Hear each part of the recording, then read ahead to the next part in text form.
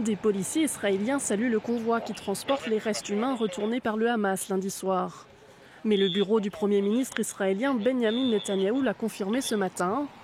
Il ne s'agit pas d'un des 13 corps d'otages toujours détenus à Gaza. Il a été établi que les restes humains retrouvés hier soir appartenaient à l'otage Ofir Tsarfati, enlevé le 7 octobre 2023 au festival de musique Nova lors de l'attaque du Hamas, et dont une partie des restes avait été ramenée de la bande de Gaza lors d'une opération militaire il y a environ 2 ans. Fin novembre 2023, l'armée israélienne avait rapatrié des restes appartenant au jeune homme de 27 ans, tué en captivité. Sa famille l'avait alors enterré en décembre de la même année. Mais en mars 2024, d'autres restes leur ont été remis, les obligeant à procéder à un deuxième enterrement. Dans un communiqué à travers l'association des familles des otages ce matin, les proches d'Ofir Tsarfati ont déploré une situation traumatisante.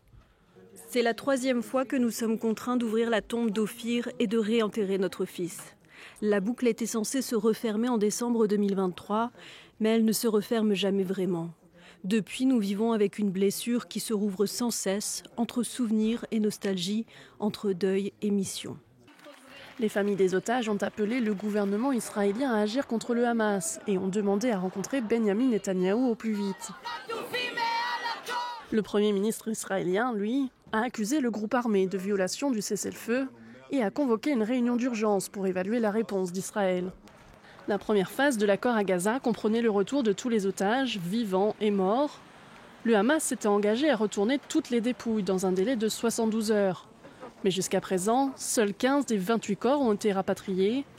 Le groupe terroriste a annoncé ce mardi qu'ils allaient rendre un nouveau corps en fin de journée. L'Égypte a envoyé des engins de chantier à Gaza dans la nuit de samedi à dimanche pour aider à la localisation des restes des derniers otages.